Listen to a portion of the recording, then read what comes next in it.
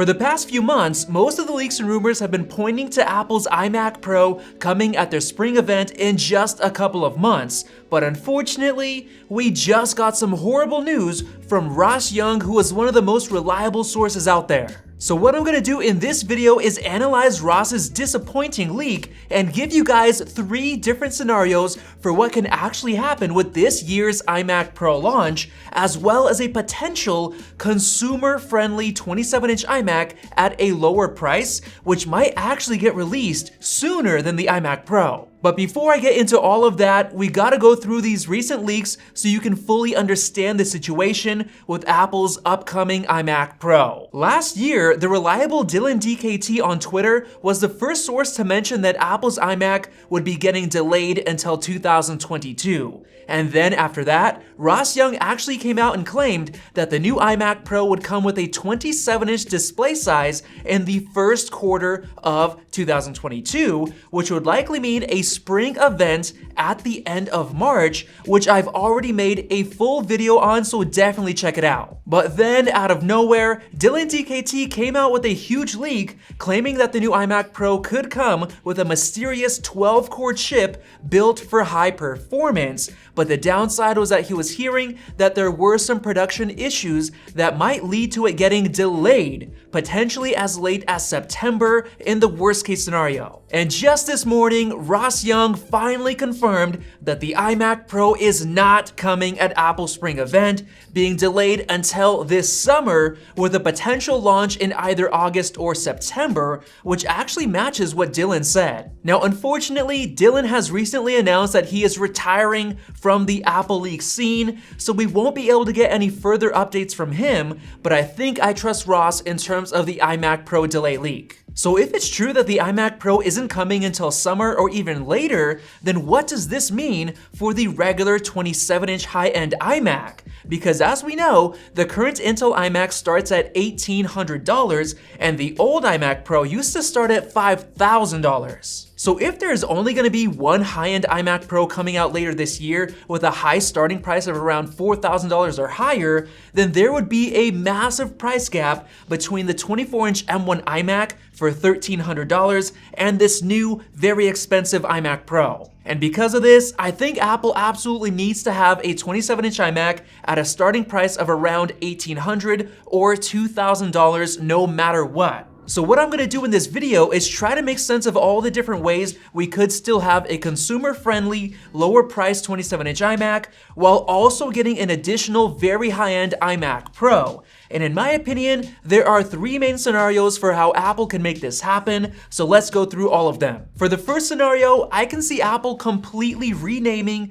the larger 27-inch iMac as the new iMac Pro, so that it's more simple and easy to understand and differentiate between the smaller 24-inch iMac for consumers and the larger iMac Pro for pros. So they would essentially reveal just a single iMac Pro later on this summer, and it would start at around $2,000 and come with essentially the same M1 Pro chip as you get on the 16-inch MacBook Pro. But then for the upgrade options, you'll of course get to choose the M1 Max, and then most likely a new higher end chip like either the M1 Max Duo, like we've been talking about for a while, which would include Apple taking 2 M1 Max dies and combining them together using the secret die-to-die interconnect that they conveniently left out of their marketing images. Or on the other hand, it could actually come with the new mysterious 12-core chip that Dylan leaked last week. And those upgrades would get very expensive, probably around $4,000 or $5,000 before even going crazy on upgrading the RAM and storage. So in this scenario, instead of the past when Apple had both a 27-inch iMac and a 27-inch iMac Pro, they could both be built into one machine, just with a very wide range of pricing, and this could actually make sense. The reason for that is because Mark Gurman believes there's a good chance that Apple could reveal the Apple Silicon Mac Pro at this year's WWDC in June, just so that they can say that they finished the 2-year transition on time. And this idea makes sense because WWDC was actually when they revealed the previous Mac Pro, and they just delayed the launch until December. Now in my mind, this could actually make a ton of sense because the Mac Pro is expected to come with both the M1 Max Duo chip and the M1 Max Quadro. So I can see them revealing those chips and then announcing that the new iMac Pro will come with up to a 20-core M1 Max Duo. But if you want the 40-core Quadro, you've got to go with the Mac Pro. And this would also make it a little bit easier in terms of marketing those chips meant for the most demanding workloads out there. But now let's move on to the second scenario, and this one is actually quite similar to the first, but with a small little tweak. What if instead of Apple just releasing one iMac Pro in the summer with a wide range of chip options, there's actually going to be 2 separate products revealed at different price points, a regular 27-inch iMac and then an iMac Pro, just like it was in the past. So the 27-inch iMac would come with an M1 Pro chip up to the same M1 Max configuration available in the new MacBook Pros, and then if you wanted a more powerful chip, you'd have to go with the iMac Pro with either that new 12-core chip or the M1 Max Duo. And the reason it makes sense to split them up into 2 products is because it'll be more clear and easy for people to understand the price points, with Apple giving a certain starting price for the iMac Pro. And if you think about it, the previous iMac Pro was known to be very expensive, starting at $5,000.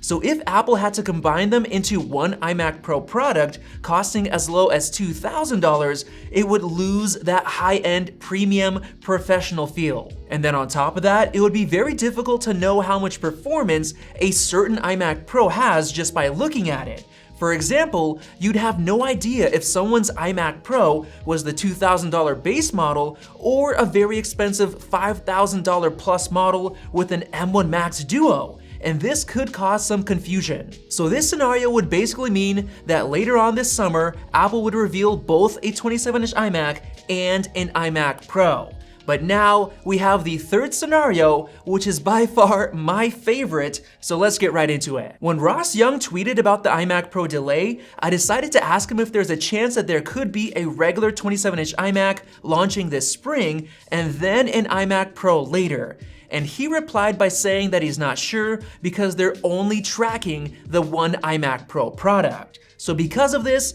there's still a good chance that we could get both products, not just one. And if you think about it, this makes the most sense because it would allow Apple to fill the price gap between the 24-inch iMac and the iMac Pro with a regular consumer-focused 27-inch model starting at around $1,800 or $2,000, which could be revealed at Apple's spring event. And if you're doubtful of that happening, it was recently revealed that the current nano texture display option on the Intel iMac now has a shipping date for the end of March, which is pretty odd unless a new 27-inch iMac actually comes at Apple's spring event, which I think will be happening in March. And I really think this would make sense because they'd be able to have a much more consumer-focused iMac with a larger display and up to an M1 Max chip, just like the MacBook Pros, and of course, at a lower price, which I think is very important to Apple. And then later on in the summer, potentially at WWDC,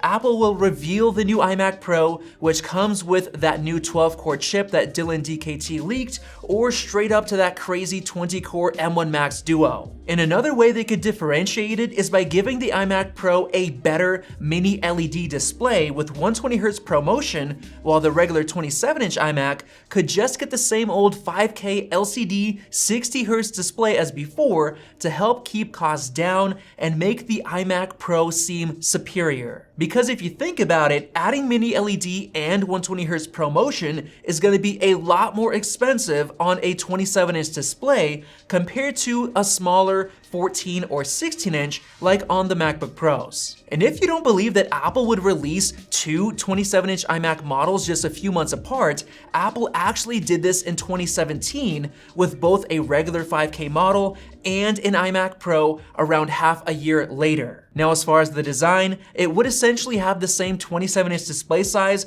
with the same chin, but the regular model could come in more consumer-friendly colors, like the 24-inch iMac, and maybe even white bezels, just so that it matches the smaller model in their marketing images like it always has in the past. And then the 27-inch iMac Pro will probably have a slightly thicker design for a much beefier cooling system like we currently have on the Intel iMac Pro, and then of course black bezels and a space gray color which could remain exclusive to the iMac Pro model. And I really hope that this third scenario is what Apple goes with, because we'd be able to get the new 27-inch iMac as soon as the spring event without having to wait until potentially September. Now, if you totally disagree with me, then go ahead and let me know your comments down below. But if you enjoyed the video, click that circle above to subscribe for more videos like this one, and definitely check out one of those two right over there. Thanks for watching, and we'll see you in the next one.